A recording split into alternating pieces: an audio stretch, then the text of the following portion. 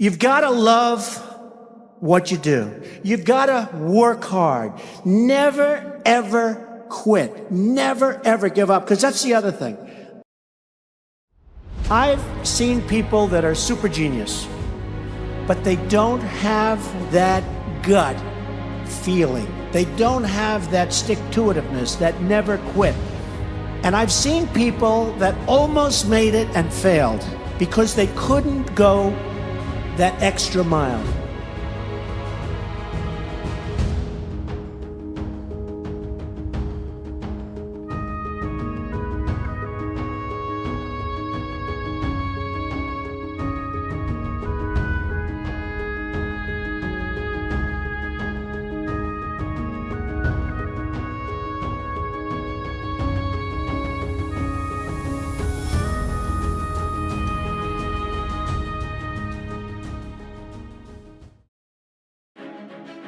So many people that have really hit big have gone against the tide. But you have to have great confidence in yourself.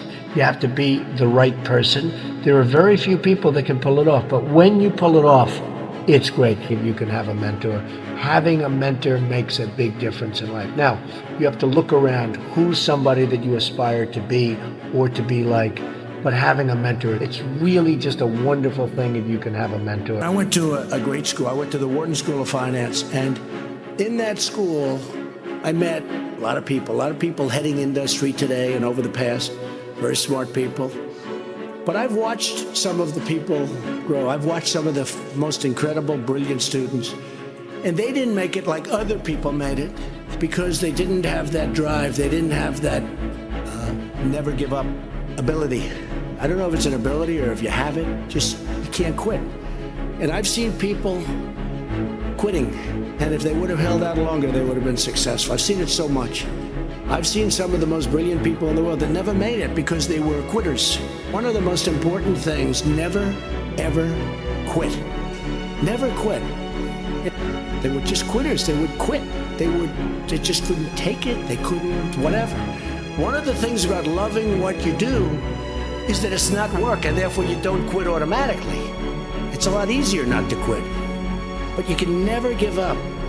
Now, you have to also have flexibility, though. You can't necessarily say, I'm never giving up, and you got to be able to weave and bob. You don't have to go through a concrete wall when you can go over it or around it or under it or something. You have to have flexibility. You have to always be able to change course a little bit, maybe always with that same goal, but don't quit. And we're on this planet for a very, very small period of time. And achievement is something that really gives you great pleasure. And when you achieve something, that's great, but now on to the next.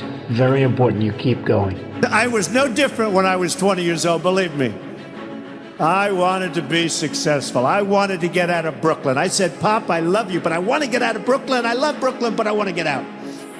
And I love those buildings. I looked from Queens and Brooklyn, and I'd see those big buildings, those big skyscrapers in Manhattan. I said, Pop, that's what I want to do. That's what I wanted to do. About 8 years ago, I was approached by NBC and Mark Burnett to do a show that they had entitled The Apprentice.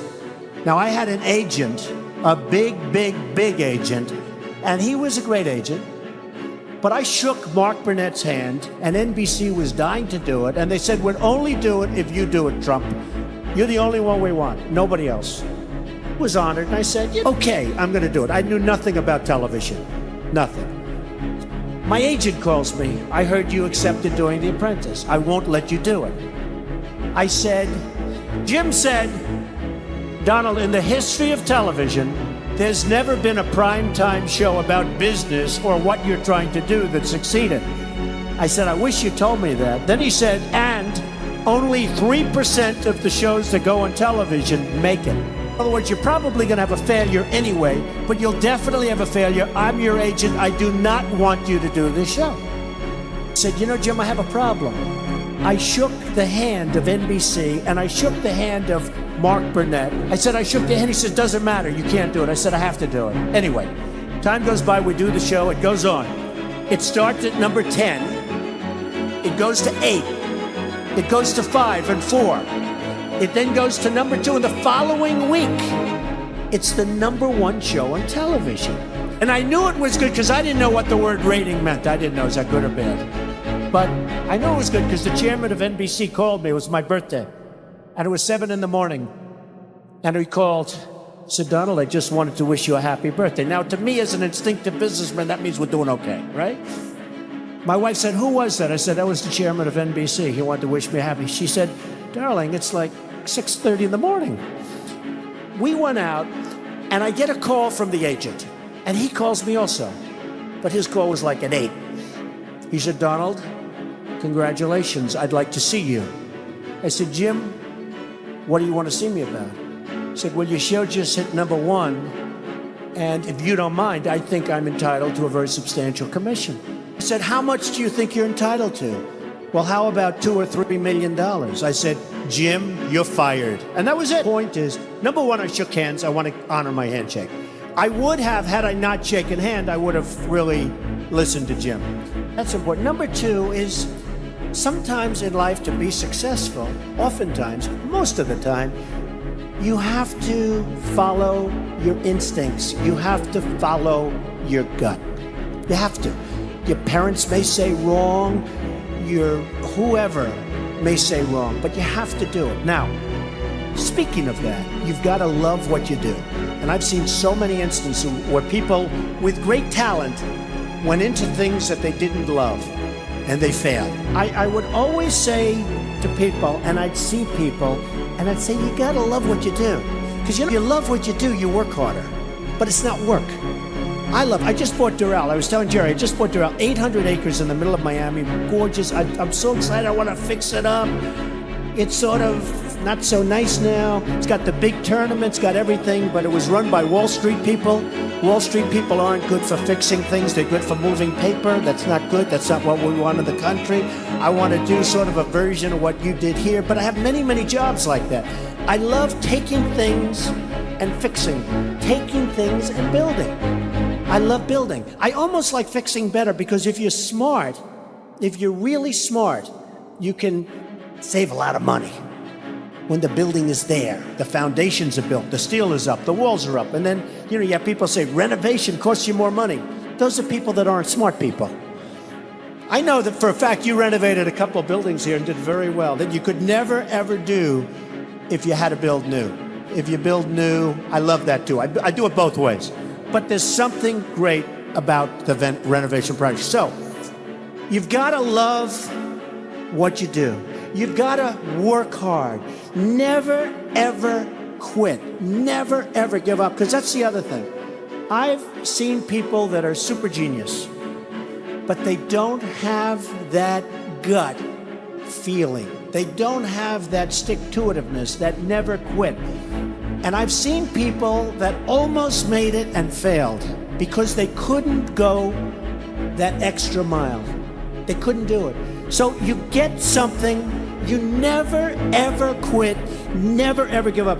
When people ask me about success, I've just started thinking about it over the last couple of years because I've seen a lot of it. You have to have an ability to handle pressure because no matter how successful you are, I have many, many friends and enemies, a lot of enemies too, I don't care, but they're smart. I have a lot of enemies, and I've watched people and I've seen it.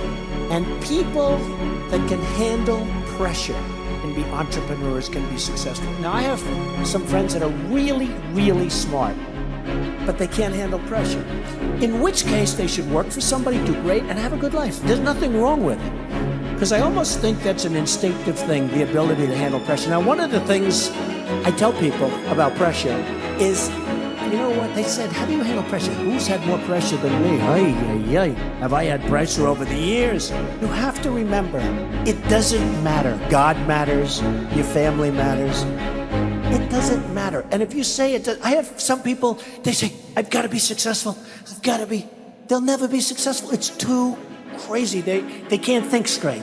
Does that make sense? Does that make sense to you that was going crazy, standing up about your success, right? So you've got to be able to sort of say to yourself, nothing matters that much other than the real big deals. with family, with your faith, etc. Okay. Always have passion. You've got to have passion for your family, for your life, for your church, for whatever it is. You've got to have that passion. I've always believed in positive thinking. At the same time, I don't want to mislead. I also believe in aspiring, in terms of what you're doing, aspiring to protect against the downside. You can't just be this wonderful guy walking around, everything's positive, because unfortunately, that's not the way the world is.